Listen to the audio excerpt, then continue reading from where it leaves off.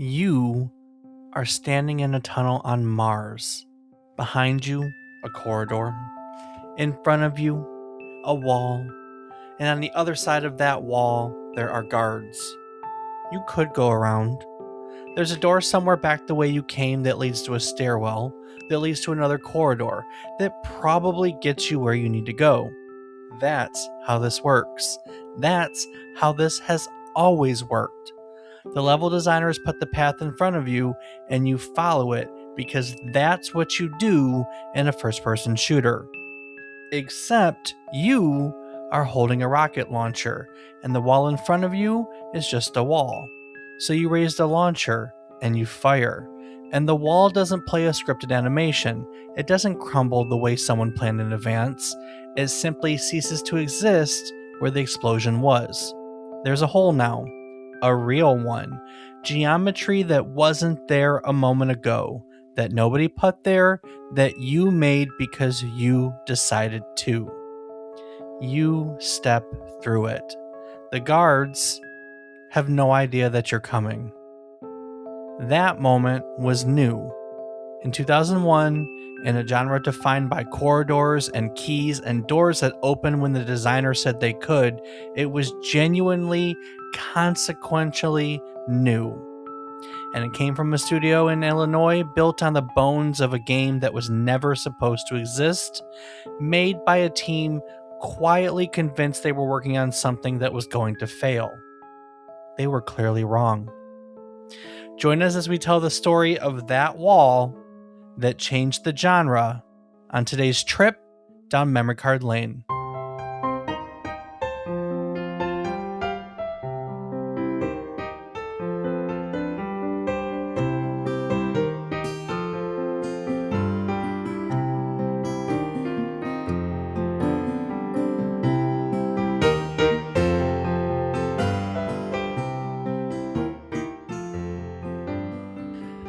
Good morning, good afternoon, and good evening.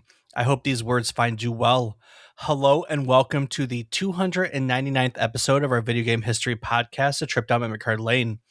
Each week, we'll tell you a story relevant to the current week in gaming history. It can be about a game or the people who have created it. It can be about a console or the technology that brought it to life. We often talk about the companies that bring it all together, making our hobby video games a reality. While telling you each story, we hope to teach you something new about the topic, what it took from the world as its inspiration, or what it gave back to the world in its legacy. Today, we are looking back at Red Faction, the 2001 first-person shooter from Volition that dropped players into a Martian mining rebellion and handed them a technology called GeoMod that let them blast through walls that were never meant to be blasted through. Well, I guess they were, but let's say in previous games they would never have been meant to be blasted through. It was built by a team that had lost a game they originally set out to make, working on a project most of them assumed was going to fail.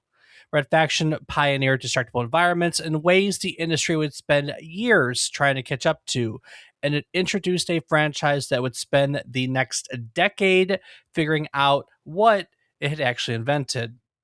I'm David Casson, and as always, I'm joined by my co-host, who I have absolutely no doubt approaches every first-person shooter with tactical precision, thoughtful restraint, and a careful eye for the most efficient path through any given level.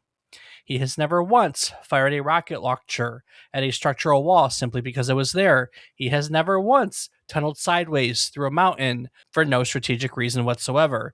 He is measured. He is disciplined. He respects the level designer's intended experience. He is, of course, my brother, Rob Casson. So, Rob, I need you to admit to it with all that said. Be honest with our listeners and tell us all right here and now that you are indeed a ground pounder. Well, for one piece of clarification, Dave, there was a very good reason to tunnel through that mountain. It was all strategy. It was to make a base inside of it. Duh, come on. I made the base. Not the one in the mountain. I tunneled through that mountain. Thank you very much. With the rocket launcher? No. With the drill. Yeah, it was with the drill. The ye old pickaxe and ye old drill. Indeed. But oh, absolutely. And I'm the one who goes through and shoots the shit out of stuff until I have to think tactically. So you ground pounder? Yeah, I'm not really familiar with that term, Dave. Oh, see, I'm trying to bait you into something. You're not taking it. Yeah, I mean, I'm not. Not You so are a you're not master baiter, but not in this. Not you're not good enough to get me. so you're not a ground pounder. I don't know what that is, Dave. So I'm not going to confirm nor deny. The only ground pound I know is in Mario, and I don't spin in the air and sit on slam my ass to the ground. That would be a little painful. We will revisit that question after we have learned the story and thus what a ground pounder is. Before we get there, actually, first of all, are you familiar with Red Faction? Would not my answer to your question give the answer to that question? Not necessarily, no, because the answer to my question is relevant to the history and not to the game itself. Fair enough. I am not. I had heard of it, never played it, never knew what it was about. So this is going to be a lot of new for me, other than the name of the game. Understood. Fantastic.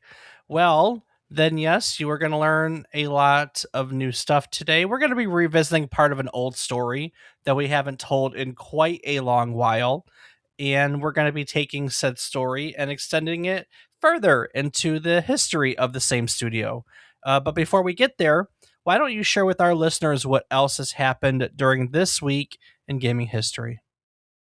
All right, well, kicking it off on May 22nd, 1980, Pac Man entered location testing at an arcade in Shibuya, Tokyo, developed and published by Namco. Designer Toru Iwatani had spent roughly a year building it with a 9-person team around a deceptively simple idea. He wanted to make an arcade game that appealed to women as well as men at a time when virtually every game on the floor was built around shooting or war.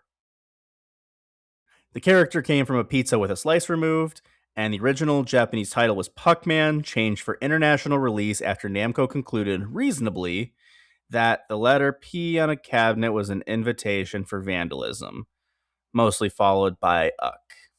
It happens. It does, and it will. Uh, the initial reaction in Japan was mixed. And it wasn't until Midway brought it to North American arcades in October that the game exploded into something that nobody had predicted, selling over 100,000 units. And keep in mind, this is an arcade unit, not like a disc that someone has in their home. 100,000 units in the United States within a year, and becoming a cultural phenomenon that extended well beyond gaming into cartoons, merchandise, and a top 10 Billboard hit.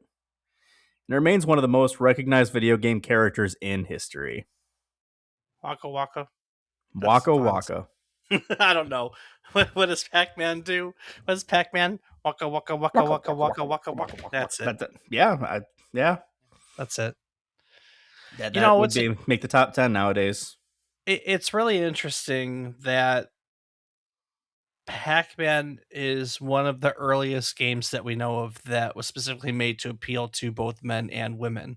Like the cherries and the fruits specifically were made to be bright and colorful along with the colors to appeal to them. And it goes to show you in doing so, I mean, they basically created one of the most recognizable video game characters of all time. So Yeah, and Dave, it's pretty crazy that we haven't done an episode about it. we have Oh, have we now? you're trying to tell me that because I didn't add it to the to the writing. Yeah, we've definitely done Pac-Man. It was like what, first year, second year? It was early. It was So if one you'd of like to learn the story about Pac-Man, go check out our archives and take a listen, because then you'll know what that top 10 Billboard hit is about. it's in like the first 20 episodes. It's actually one of the earliest episodes that I got serious about the history on, so I remember it fondly.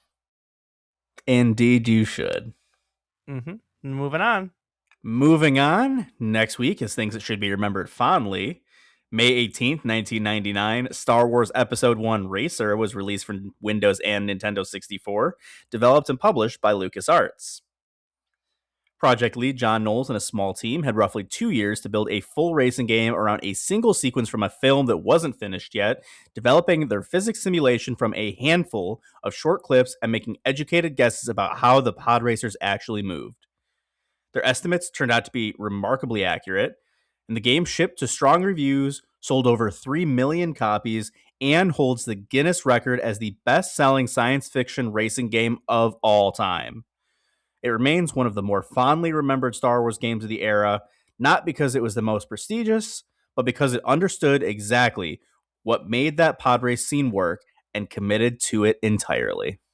It was such a good game. Like out of nowhere. Like no one heard Star Wars Episode 1 Racer and was like, this is going to be great. But the reality was, yeah, it was cool. I mean, growing up as a kid, those pod races were the coolest freaking thing, man. I remember there was an arcade style cabinet at probably Dave and Buster's that had a pod racer. Always used it every time. It was so fun. It's like doing it from home, absolutely. And it's kind of a relevant topic considering I'm pretty sure they just released a new pod racer. Did they? That'd be cool. I'm like 80% sure, Dave. Nice. We'll have to go check that out. There was some new game. Ah, so it's announced. It's not released yet. My apologies. Galactic Looking Ra- forward to a new one. yes, Galactic Racer will be coming out in October of this year. So a new pod racing game is on the horizon. So hey, there you go. Good enough to spawn a sequel. Yes.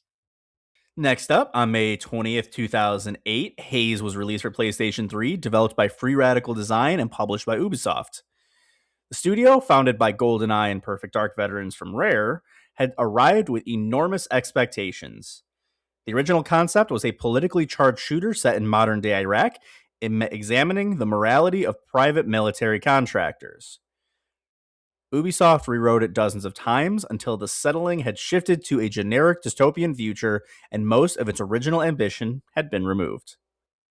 The PS3's difficult architecture consumed what development time remained, and the game scored poorly, sold disappointingly, and Free Radical entered administration before the year was out. It was the studio's last game, and one of the cleaner examples in the industry of what happens when a publisher and developer want fundamentally different things from the same project. Haze was overhyped for sure. I did this actually this will be on that date the daily topic for, online. And when they announced Haze, the way it was presented and the story that the gaming media took was that this was designed to be a Halo killer, and Ubisoft leaned into it. And so the expectations for this game were incredibly high because it was coined a Halo killer against Halo 3, and it could never have lived up to that expectation ever, ever, Ever. ever. Next up, on May 21st, 2008, Penny Arcade Adventure on the Rain Slick Precipice of Darkness Episode 1 was released for Windows, Mac, Linux, and Xbox Live Arcade, developed by Hothead Games and designed by Penny Arcade's Jerry Holkins and Mike Kralik. A turn based RPG set in a diesel punk alternate 1922, it cast player created protagonists alongside comic versions of Gabe and Tycho against hobos, mimes, fruit juicing robots, and eventually a Lovecraftian elder god, with all dialogue written by Holkins in the comic's distinctive voice. It reviewed well and ranked third in launch sales on Xbox Live Marketplace. 4 episodes were planned, and only 2 were completed by Hothead before the project was handed to Zeboyd Games, who finished the story in a different graphical style several years later. Man, that thing, Penny Arcade was hot when that game came. Like they were riding on the coattails of everything, being Penny Arcade. That was super popular, and then it wasn't. I honestly haven't heard anything from them in a long time. Yeah, So I haven't either. I don't know. But I enjoyed those games when they came out. They were a lot of fun. A lot of fun. Unusually fun, to be honest with you. Right on, Dave. I don't remember playing them, so I'll take your word for it. Please do. Well, on the topic of games that you've played that I haven't, our last up for this week in gaming history, May 17th, 2011, LA Noire was released for PS3 and Xbox 360, developed by Team Bondi and published by Rockstar Games. 7 years in development, the game was a third person detective thriller set in a meticulous recreation of 1947 Los Angeles, built around motion scan, which is a proprietary facial capture technology that recorded actors' expressions from 32 simultaneous camera angles to power interrogation sequences where reading a suspect's face was core to the gameplay. It was the first video game selected as an official entry in the Tribeca Film Festival. It reviewed well and sold well. The story behind the making of it was considerably darker. Over 100 developers were omitted from the credits or listed incorrectly, and former staff described a culture of verbal abuse and unpaid overtime throughout the 7 year development. Team Bondi closed within months of release, unable to secure a new publishing deal. The IP survived, but the studio did not. Did we do that as an episode yet? I thought we did that as an episode. Or am I just making that up? I vaguely feel like we have, Dave. There's this weird feeling. I don't see it anywhere. Maybe we haven't done it. Well, maybe peruse the archives and you'll know. Maybe Find something in there you were looking for. Peruse the archives and you will know. But for now, Dave, there's a different thing we would like to talk about. What's that different thing we want to talk about? Well, we want to talk about something called Red Faction. So why don't you take it away and tell us what the hell's Red Faction? Oh boy. The story of Red Faction begins with two programmers who thought that running a company wouldn't be that hard. Boy, were they wrong. Mike Kulas and Matt Toshlag first met in 1986 at a Champaign, Illinois software company called Sublogic, which was developing flight simulators. They spent years there, then moved on to contract work together, and by April of 1993, they had drafted a 2-page sketch for an original game. When their pitch to their publisher, called Looking Glass Technologies, was turned down, they decided to go independent. They established Parallax Software on June 1st, 1993, with the belief that if the game failed, they could always go back to working for somebody else. Now, the game that they wanted to make was a first person shooter set entirely in 3-dimensional tunnels, built around a 6 degrees of freedom control system that let you move in any direction. They called it Inferno. Apogee Software, which had been publishing id Software's games, liked what they saw and handed over a $10,000 check before the contract was even signed. Then, 7 months in, they backed out. Apogee wanted a Doom clone. Parallax didn't want to make one. So the team, now down to its last few months of money, scrambled together a demo, mailed it to several publishers on, at the time, which would have been VHS tape, and received offers from 3 of them. They signed with Interplay just in time, finished the game, renamed it Descent, and shipped it in March of 1995. Now, Descent did extremely well. Interplay, which really had not entirely understood what Parallax was building, suddenly realized that, well, they had something, right? A TV campaign followed, the game sold well, and Parallax found itself in an interesting position. They were successful, they were growing, but they were geographically inconvenient. Kulas and Toshlag had always agreed that they didn't want to stay in Champaign, Illinois forever. But they couldn't agree on where to go. So rather than move the company, they split it. Tushlag relocated to Ann Arbor, Michigan with some of the team and eventually formalized the break by founding a company called Outrage Entertainment. Kulas stayed in Champaign with the other half. He needed a new name, asked everyone for suggestions, forgot about it for a while, and then realized that, hey, I need to file legal paperwork.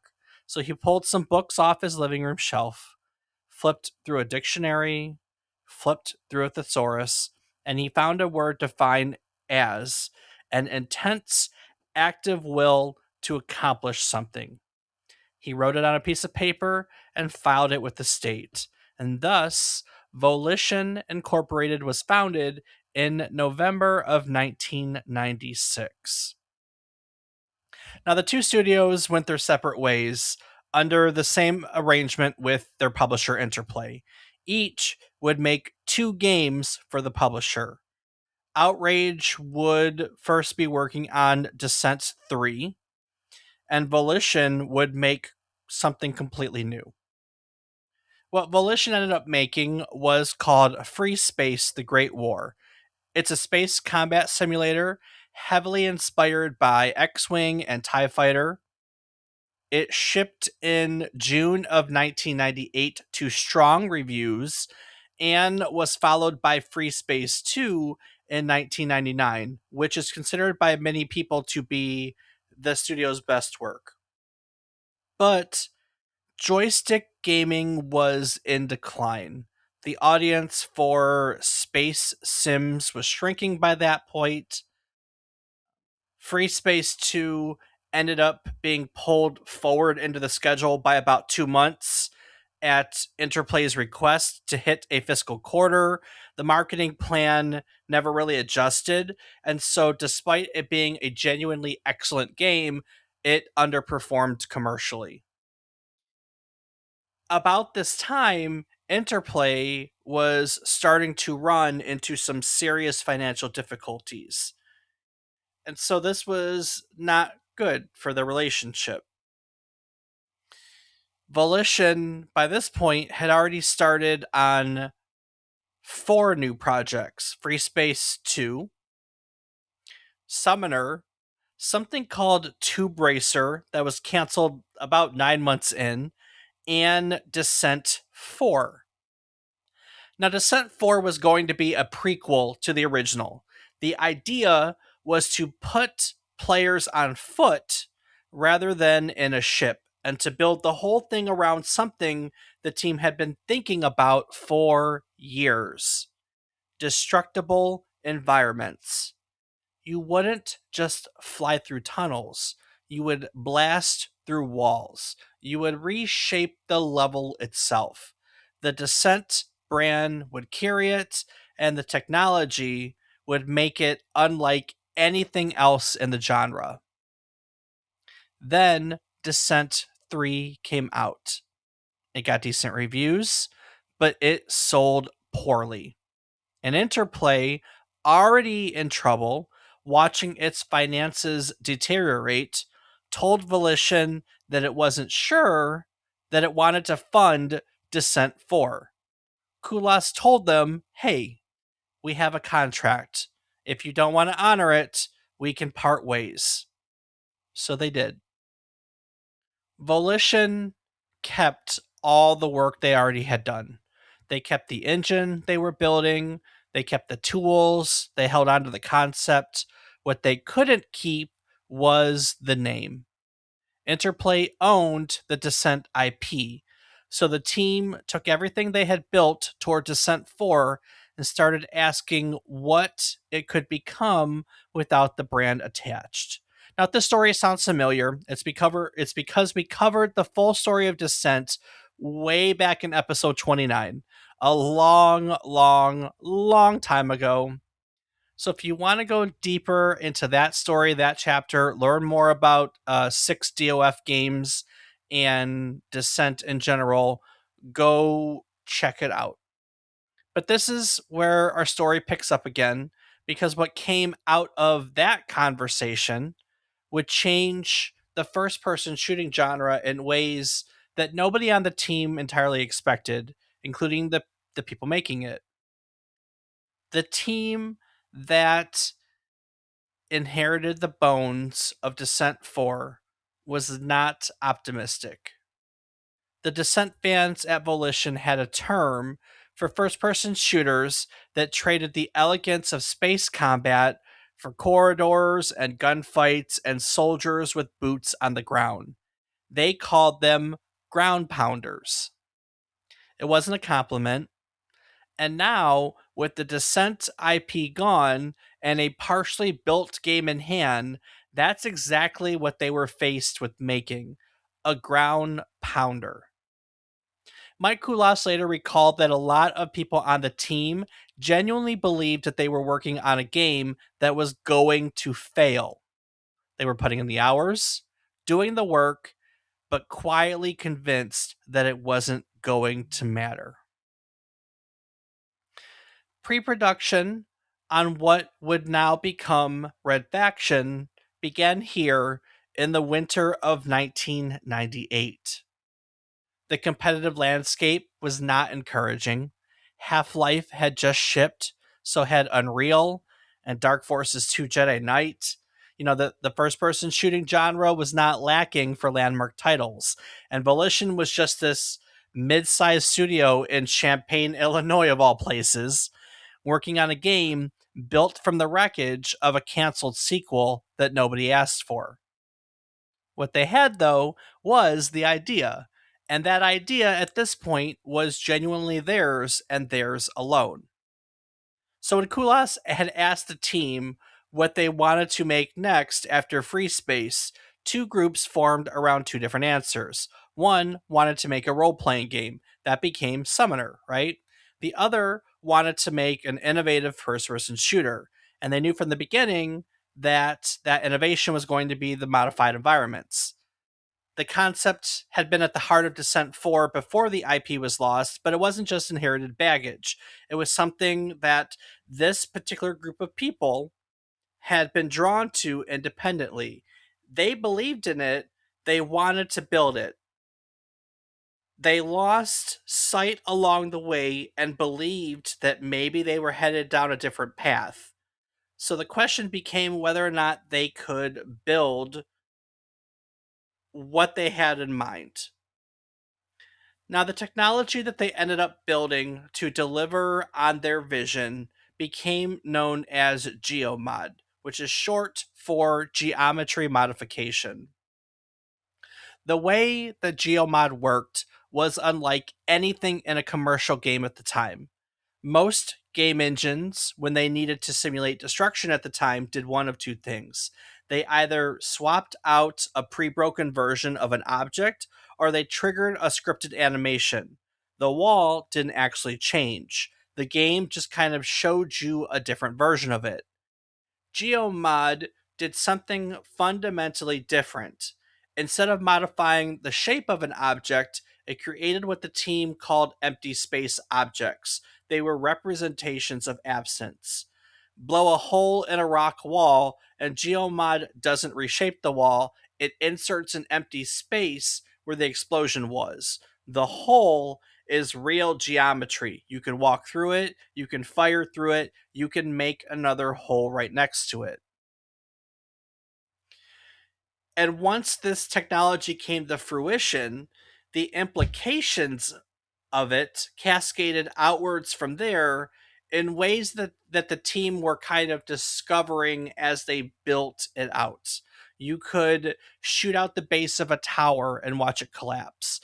You could cause a stalactite to fall and crush an enemy rather than fight them directly. You could collapse a bridge with a vehicle crossing it. You could tunnel sideways through a rock wall and emerge behind a group of enemies who had no idea that you were coming. You could burrow yourself a protected position and use it for cover.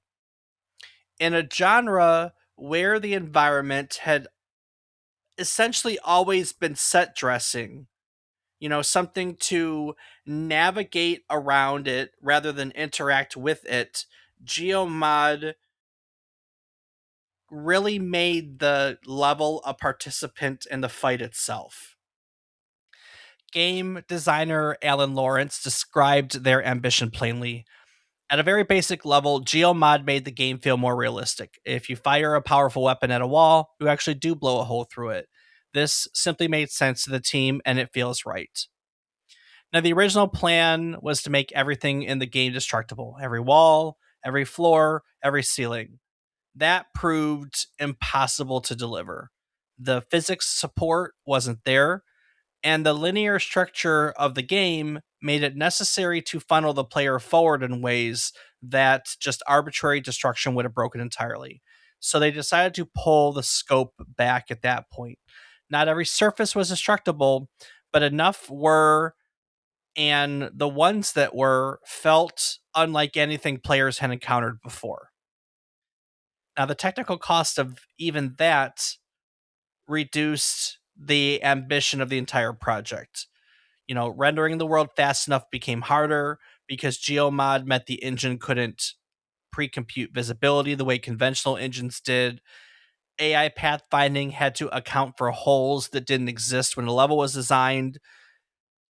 Destruction could interact unpredictably with scripted events, it could cause bugs, or even outright crashes. Every problem the team solved just kind of ended up creating new ones downstream.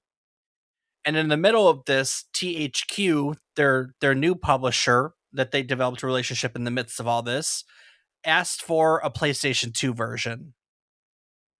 Now, Volition had been a PC developer. Consoles, the PS2 specifically, was very different. It had fixed RAM, it had different performance characteristics than anything the team had built for before. There are dynamic memory allocations that work well on a PC, but they're too slow and too unpredictable for console hardware. So the team at that point had to go back through the entire code base and eliminate them. It was time consuming enough that the game slipped a deadline at least once. THQ, though, to their credit, with these demands, gave them the time they needed to make it happen. It was also during Red Faction's development that THQ made its move. The publisher had been watching Volition and they liked what it saw. So on August 31st, 2000, THQ acquired the studio in a stock transaction.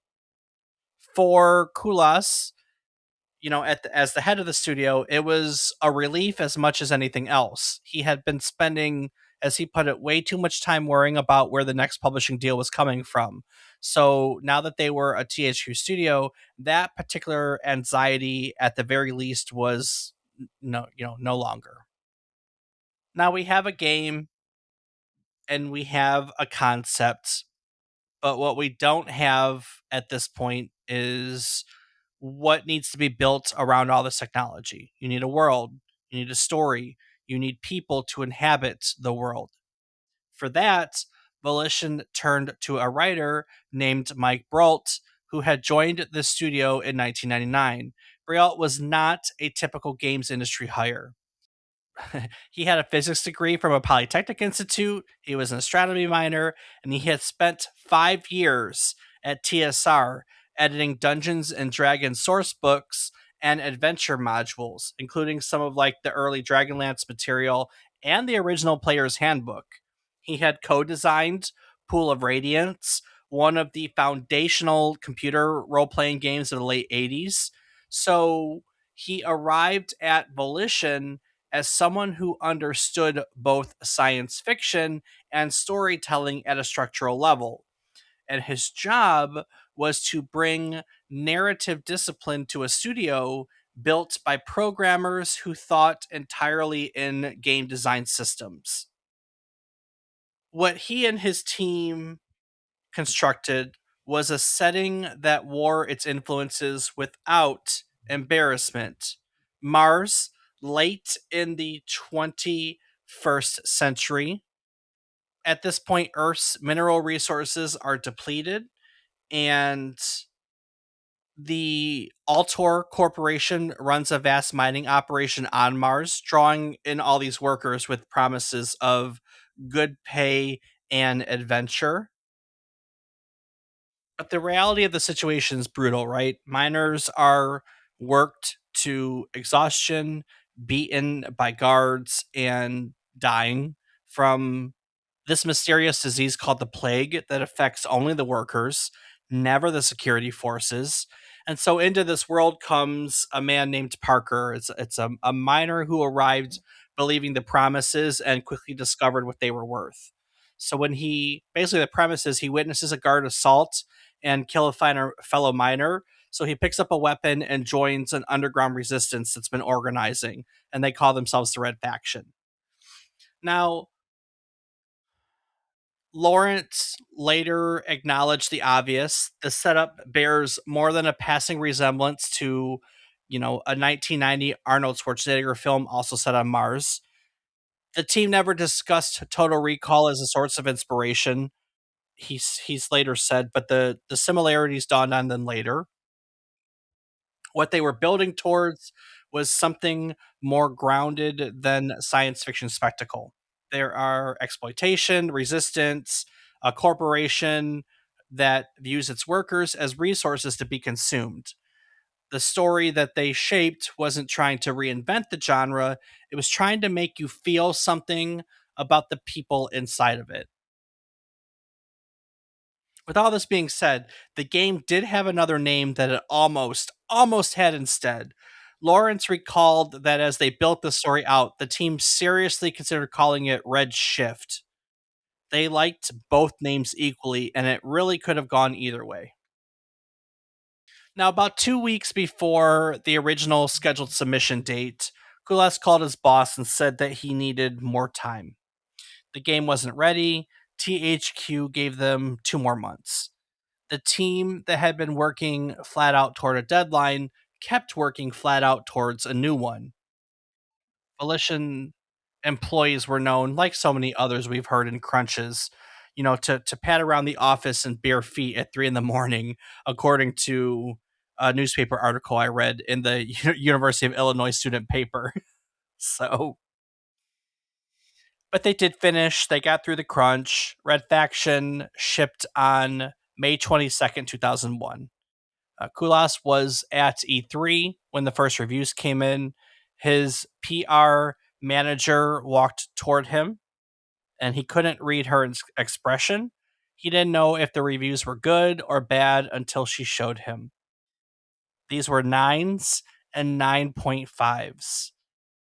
The ground pounder had finally landed. Rob, hearing about what Volition went through to ship Red Faction, the PS2 codebase rewrite, the submission deadline they missed, the cascading technical problems that they had to go through, all of this genuinely makes me grateful that starting a podcast doesn't require nearly any of that. Right, Dave. No GeoMod engine, no dynamic memory allocation problems, no bare feet at 3 in the morning. Exactly. And its simplicity is because we use Zencaster. It's an all in one podcasting platform that takes the technical chaos out of the process entirely. You just log in from your browser, hit record, and you're instantly capturing studio quality audio and up to 4K video. There is no complicated setup, no custom built engine, no 2 month extensions. What about when things go wrong mid recording? Because that's always bound to happen. Well, that's where Zencaster's multi-layered backups come in. Even if your connection drops, your recording stays safe and the highest quality. There is no lost work, no starting over. And editing? Please tell me it doesn't take 3 years. No, it does not take 3 years, not even close. Zencaster's post-production tools automatically clean up background noise, trim filler words, and balance your audio. The polish happens without the grind. And once it's done, how do I get it out there? Zencaster distributes your podcast directly to all the major platforms Spotify, Apple Podcasts, and more, all from the same dashboard. You can record, refine, and release all in one place. So, the opposite of shipping Red Faction. Pretty much. Go over to zencaster.com/pricing. Use our offer code AllOneWord Memory Card Lane, and you can get 30% off the first month of any Zencaster paid plan.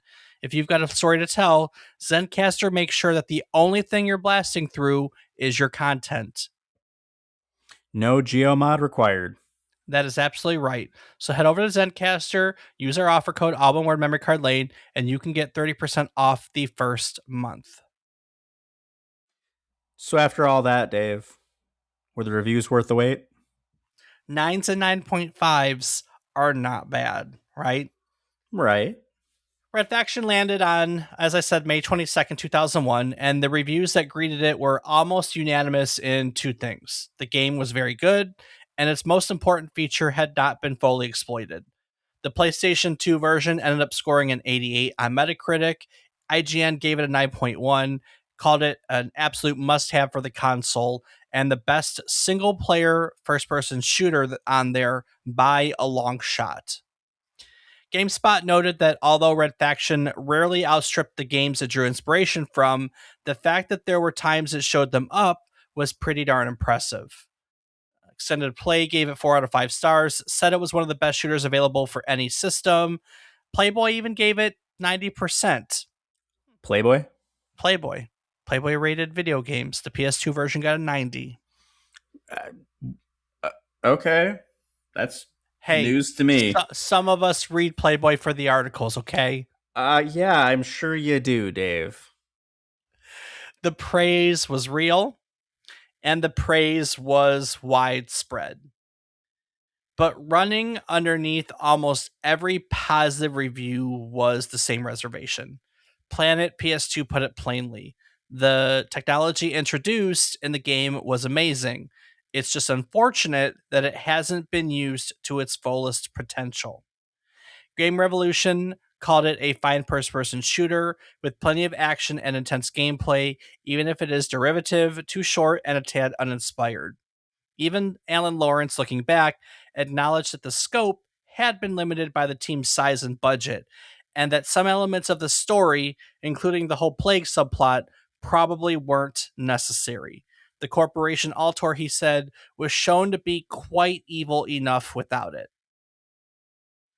Now, the gap between what GeoMod promised and what a linear corridor shooter could deliver was structural, and Kulas would eventually articulate why destruction in a corridor doesn't actually mean very much. If a door is locked and you blast a hole through the wall beside it, you've done something technically extraordinary, but functionally identical to finding the key. You opened a door, the method was different, but the experience wasn't.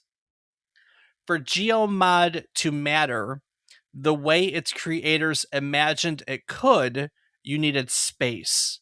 You needed an open world where the decision to destroy something carried genuine consequence, where a collapsed bridge actually changed the battlefield, where a building reduced to rubble stayed reduced to rubble, and the world responded around it. In a corridor, you were still being funneled. The walls just had holes in them now. This insight would take this team years to act on, but it didn't diminish in any way what this original game here had actually achieved.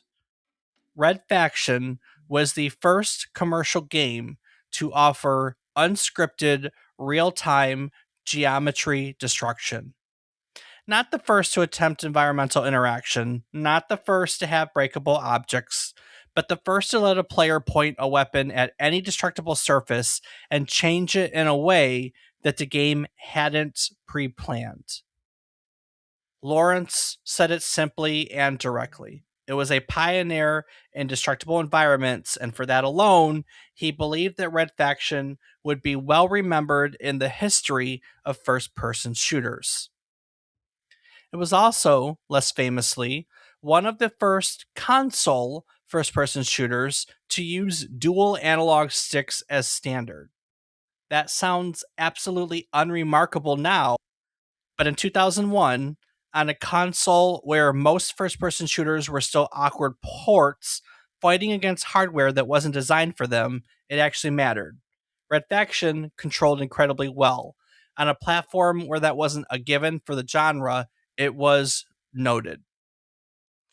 I guess it took me a second to stop and think about when this was released and how prior to that, it wasn't very common to have two joysticks at all.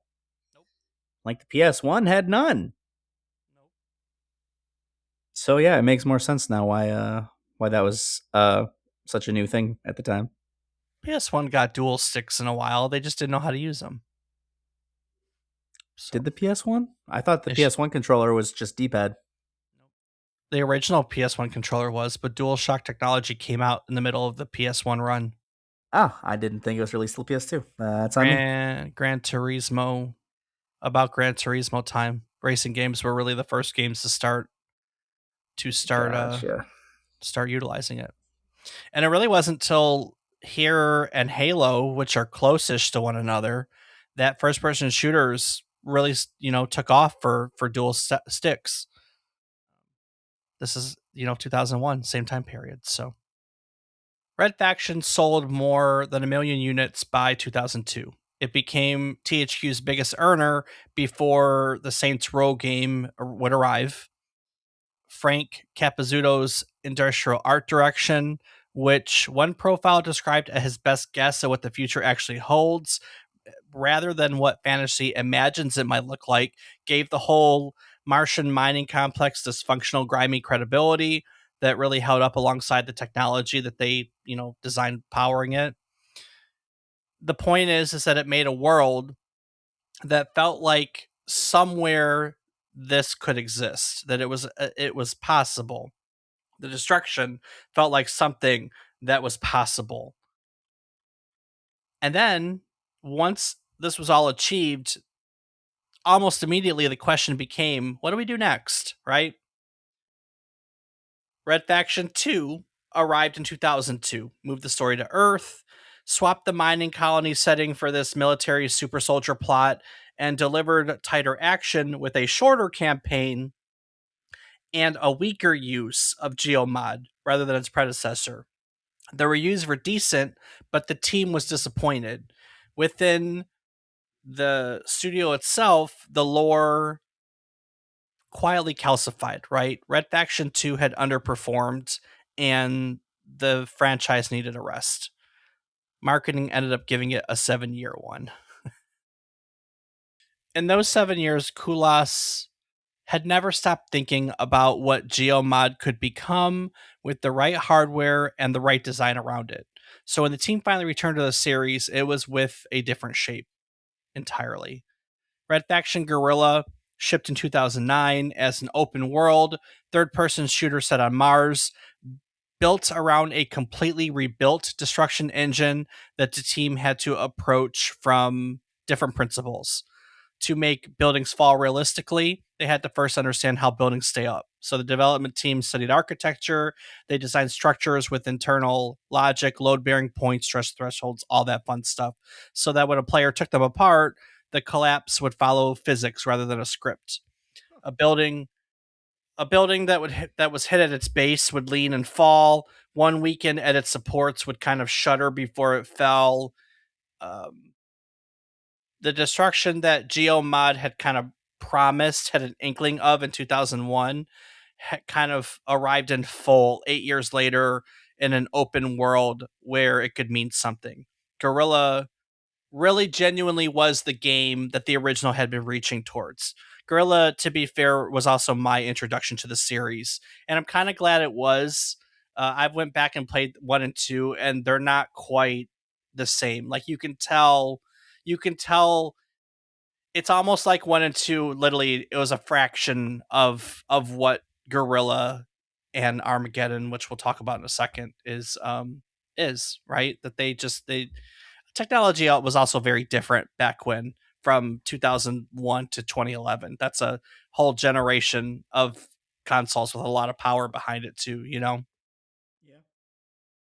With that being said, Red Faction Armageddon followed in 2011, moved the story underground, kind of shift the gameplay back to corridor based gameplay. The sales were disappointing. People were disappointed with it. THQ was already in financial trouble, so they shelved the franchise. In December of 2012, when they filed for bankruptcy, the assets were auctioned off. Volition and the Saints Row IP were acquired by Koch Media. Red Faction was sold separately and picked up by Nordic Games for a fraction of what the studio went for. So now the series and the studio that created it were now owned by different companies. Awesome. Volition continued without Red Faction for another decade. They ended up making Saints Row. We did a whole episode on that. Until that series ran out. The Saints Row reboot in 2022, commercially disappointing. By then, the Embracer Group, which had acquired both Koch Media and Nordic Games, transferred Volition to Gearbox, which they also owned in November of 2022.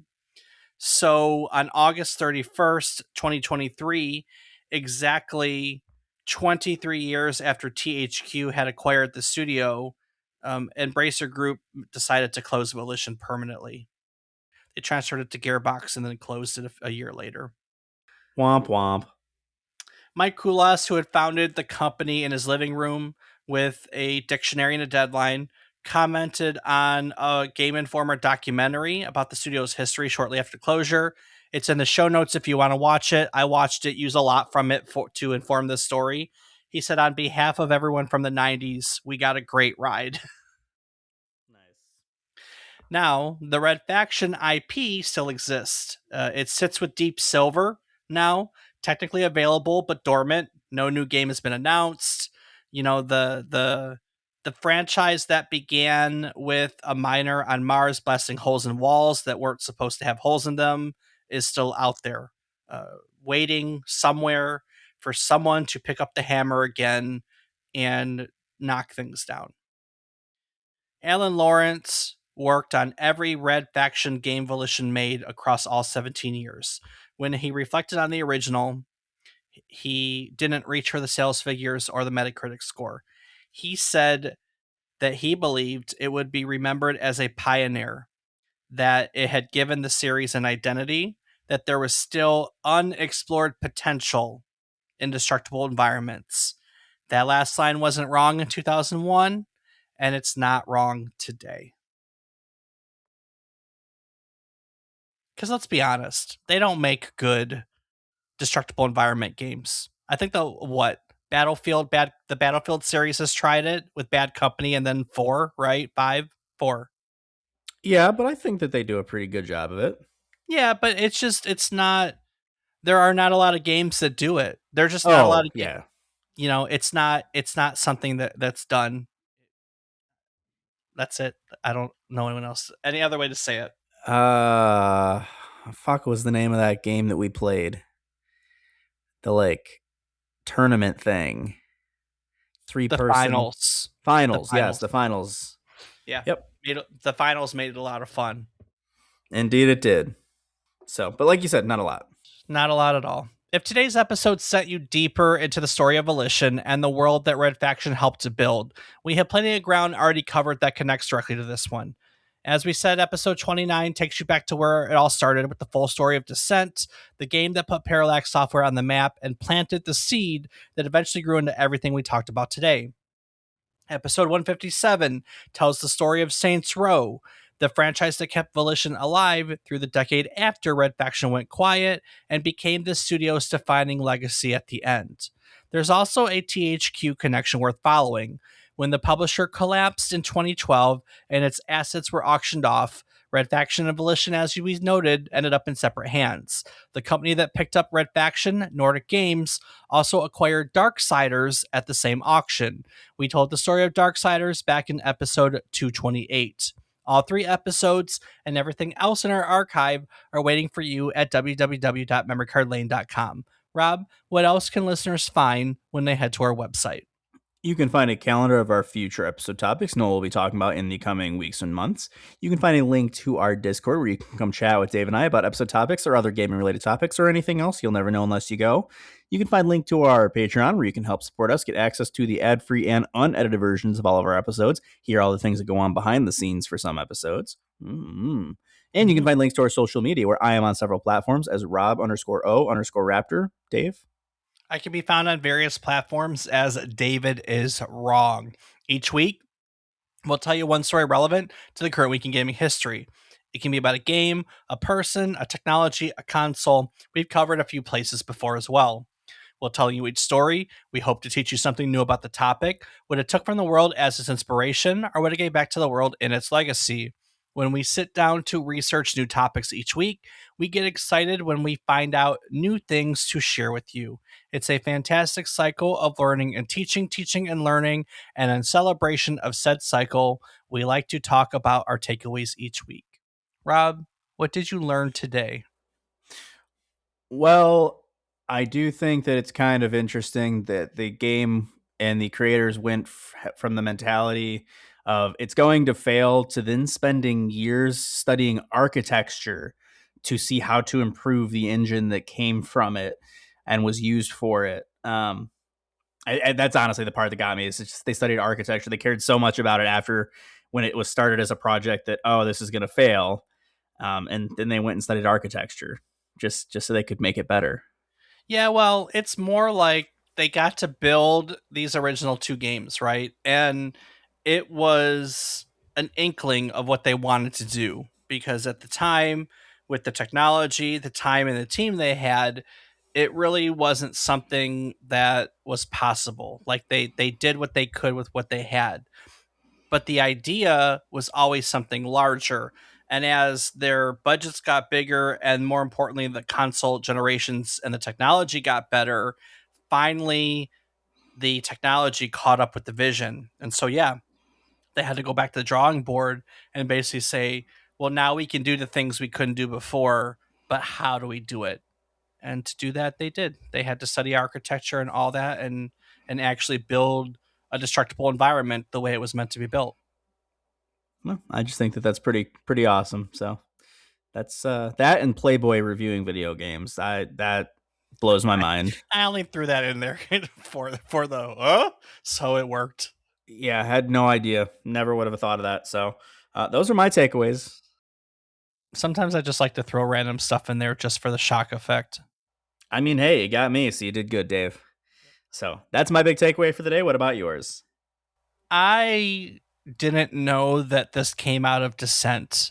You know me, I really enjoy Lineage and kind of knowing where projects come from and where they go, and this team got their inspiration from here and it went to there, and I didn't know that this was originally a Descent prequel, that they originally said, hey, we want to build a prequel to the Descent series and we want it to be on ground with destructible environments, and then they lost Descent.